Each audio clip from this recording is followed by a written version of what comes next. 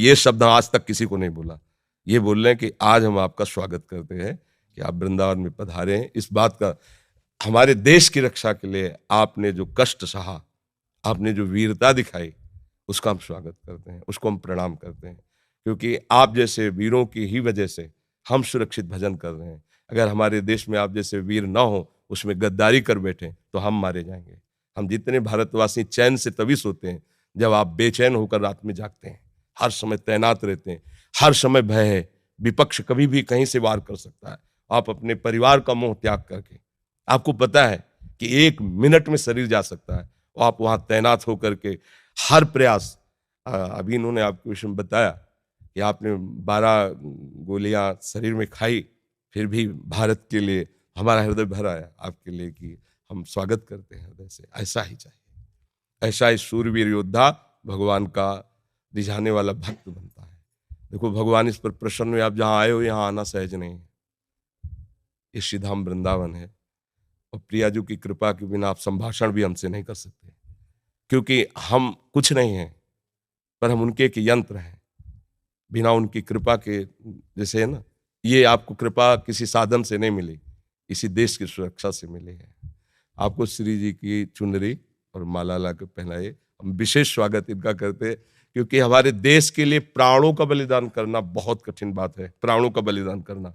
और ये स्पष्ट, एक गोली में तो धूल चाट लेता है, और आप उतने के बाद भी प्रयासरत रहे कि हमारे देश की सुरक्षा में कोई अंतर लाए, इसलिए ये हमारे ठाकुर जी श्री जी का माला है। हरे प्रसाद दिवस।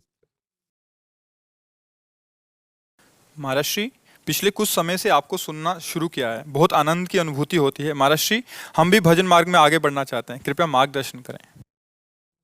जो सेवा से आपको समय मिले, तो जो प्रभु का आपको नाम प्रिय हो, वो जपने की प्रयास करें, जपने का भाव करें।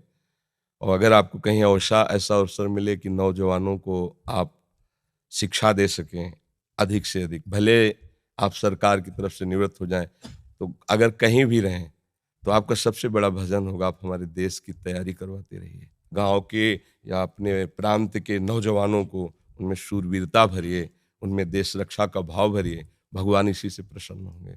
और नाम जप करते रहिए। और सत्संग सुनने से है कि असत धारणाएं नष्ट हो जाती हैं, वास्तविक बात समझ में आती। एक दिन शरीर तो जाएगा ना, तो अब जहां जाना है उस ठिकाने, देखो कितनी कृपा आपके ऊपर है कि आपने वो प्राप्त किया है। देखो बड़े बड़े पदों में बैठना भी पुण्य का काम है, लेकिन हम उसको उतना आदर नहीं देते, क्योंकि हम बैरागी हैं, भगवत मार्ग के पति। लेकिन एक शूरवीर योद्धा को जो देश के लिए प्राण अर्पित कर रहा है, हम उसको उतना ही आदर करते हैं जितना एक सन्यासी महात्मा का आदर करते हैं। हमारे हृदय में उसके प्रति उतनी श्रद्धा है। जैसे सन्यासी अपने जीवन को समर्पित करके हर कष्ट सहता है, दूसरा नहीं जानता कि वो कितना अंदर से बाहर की केवल बात आप जान रहे हो। जिन भोगों में आप जल करके गिरते हो, उन भोगों में जल कर वो चुपचाप सह रहा, जो वास्तविक मार्ग का प्रतीक है। ऐसे ही वो अपने देश के लिए हर मोह ममता का बलिदान करके लगा हुआ है। और कितने ऐसे वीर हैं जिन्होंने प्राण त्याग दिए देश के लिए, हम उनको प्रणाम करते हैं। हाँ, अंदर से भावना से प्रणाम करते हैं। बस आप नाम जप करते रहिए और सत्य वस्तु की प्राप्ति की चाह कर लीजिए, तो ये जो समय गया बड़ा मंगल में गया। आगे जो जाएगा वो और महामंगल में जाएगा, क्योंकि शरीर छूटने के बाद यदि भगवान मिल गए ना, तो पूरी बात बन गई। इधर देश सेवा हो गई और उधर जीवन का लाभ मिल गया। यहाँ तो यश हुआ ही, यहाँ तो सम्मान है ही। कोई भी ऐसा नहीं जो तुम्हारा सम्मान न करे। पदाधिकारी का सम्मान होना मुश्किल हो सकता है, अगर थोड़ा भी भारत का नमक है तो एक बार तो सैल्यूट मारेगा कि तुमने हमारे देश की रक्षा के लिए ऐसा कष्ट सहा, हम तुम्हें प्रणाम करते हैं। तो बस फिर हम ये चाहते हैं कि जो मालिक हैं संसार के, उनके सामने भी आपका स्वागत हो।